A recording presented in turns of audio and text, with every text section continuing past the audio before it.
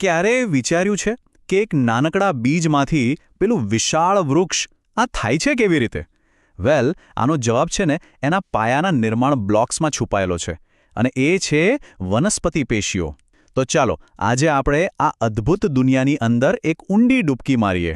Okay, તો ચાલો સૌથી પહેલા અને સૌથી મૂળભૂત સવાલથી શરૂ કરીએ.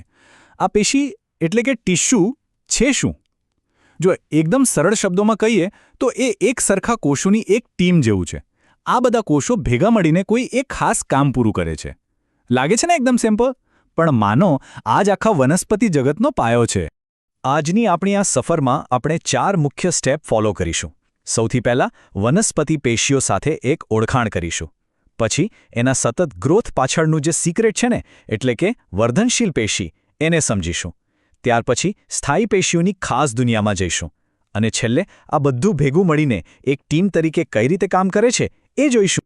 તો ચાલો શરૂ કરીએ આપણા પહેલા પડાવથી.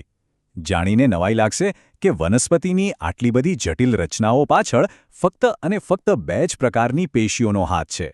હા, બસ આ 2 પેશીઓના કુટુંબો જ આખા વનસ્પતિ જીવનનો આધાર છે. અને આ જ છે મુખ્ય વાત.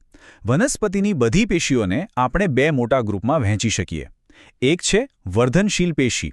આ એવા કોષો છે જે સતત વિભાજન પામતા રહે છે અને છોડને મોટો કરતા રહે છે. અને બીજી છે સ્થાયી પેશી. આ એવા કોષો છે જે હવે વિભાજન નથી કરી શકતા, પણ કોઈ એક ચોક્કસ કામમાં એક્સપર્ટ બની ગયા છે. તો સવાલ એ છે કે વનસ્પતિના ગ્રોથ પાછળનું સાચું એન્જિન કયું છે? તો એ છે વર્ધનશીલ પેશી.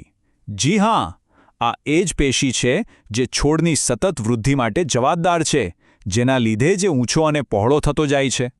આ કોષોની વાત કરીએ ને તો એ ખરેખર ઊર્જાનો પાવરહાઉસ છે. એ સતત નોનસ્ટોપ વિભાજન પામતા રહે છે. આકારમાં એકદમ નાના અને ક્યુબ જેવા હોય છે, અને એમનો કોષરસ પણ એકદમ ઘટ્ટ હોય છે. અને હા, એ મળશે ક્યાં? હંમેશા છોડના ગ્રોઈંગ પાર્ટ્સમાં, જેમ કે મૂળ અને ડાળીઓની એકદમ ટોચ પર. આને સમજવા માટે એક મસ્ત ઉદાહરણ છે. એમ સમજો કે વર્ધનશીલ પેશી એટલે છોડની કન્સ્ટ્રક્શન ટીમ. આ ટીમ ક્યારે આરામ નથી કરતી, બસ સતત નવા ભાગો બનાવતી રહે છે અને છોડને લાંબો અને પહોળો કરતી રહે છે. હવે આ કન્સ્ટ્રક્શન ટીમમાં પણ 3 અલગ અલગ ટાઈપ છે, જેમના લોકેશન અને કામ પ્રમાણે વહેંચાયેલા છે. પહેલી છે અગ્રીય, જે મૂળ અને પ્રકાંડની ટોચ પર હોય છે અને છોડની લંબાઈ વધારે છે. બીજી છે પાર્શ્વીય, જે થડની સાઈડમાં રહીને એનો ઘેરાવો એટલે કે જાડાઈ વધારે છે. અને ત્રીજી છે આંતરવિષ્ટ, જે પાંદડા અને ગાંઠોના બેઝમાં રહીને એમને મોટા કરે છે. ચાલો હવે વાત કરીએ વનસ્પતિના પ્રોફેશનલ્સની, એટલે કે સ્થાયી પેશી. જુઓ, પેલી કન્સ્ટ્રક્શન ટીમના કોષો જ્યારે પોતાનું કામ પૂરું કરી લે અને મેચ્યોર થઈ જાય, ત્યારે તેઓ આ સ્પેશિયલ રોલ નિભાવવા માટે તૈયાર થઈ જાય છે. તો આ પેશીઓ બને છે કેવી રીતે? એ જ વર્ધનશીલ કોષોમાંથી. આ કોષો હવે વિભાજન કરવાની પોતાની શક્તિ ગુમાવી દેશે અને એકદમ સ્પેસિફિક પરમેનન્ટ રોલ લઈ લે છે. આ જ પ્રક્રિયાને વિભેદન કહેવાય છે. મતલબ કે હવે એ સામાન્ય વર્કર નથી રહ્યા, હવે એ સ્પેશિયલિસ્ટ બની ગયા છે. આ સ્થાયી પેશીમાં પણ 2 મુખ્ય કેટેગરી છે.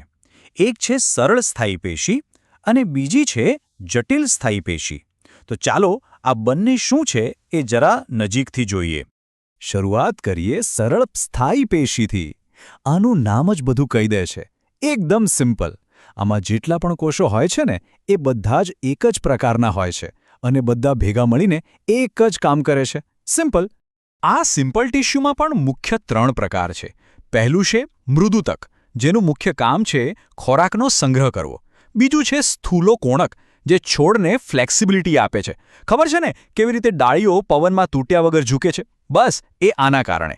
અને ત્રીજું છે દ્રઢોતક, જેનું કામ છે છોડને એકદમ કડક અને મજબૂત બનાવવાનું. અને આ સરખામણી તો જુઓ, કેટલી પરફેક્ટ છે. દૃઢોતકને છોડના બોડીગાર્ડ કહી શકાય. એ છોડને એવી મજબૂતાઈ અને કઠોરતા આપે છે કે એને કોઈ નુકસાન ન થાય. સૌથી બેસ્ટ ઉદાહરણ નાળિયેરની પેલી કઠણ કાચલી. એ દૃઢોતક જ છે જે એને અતૂટ રક્ષણ આપે છે.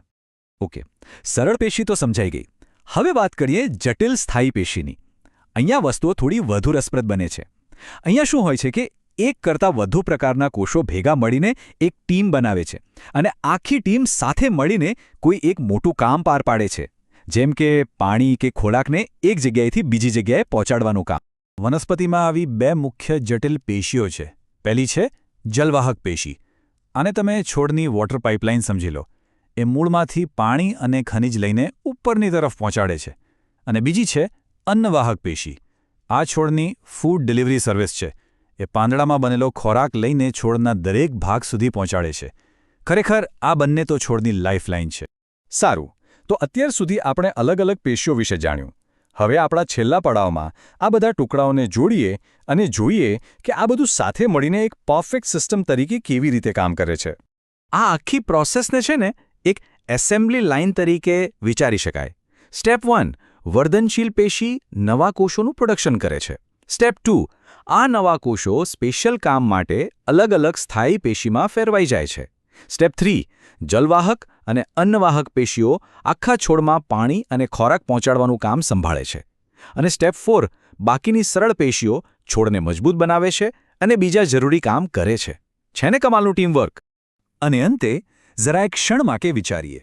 આ નાનકડી સૂક્ષ્મ પેશીઓ જે આટલું જટિલ સ્થાપત્ય બનાવે છે, એ જ તો પૃથ્વી પરના જીવનનો આધાર છે. ક્યારેય વિચાર્યું છે કે જો આ સિસ્ટમ ન હોત તો આપણી આસપાસ દેખાતી આ લીલીછમ દુનિયા કેવી હોત? ખરેખર આ એક વિચારવા જેવો સવાલ છે.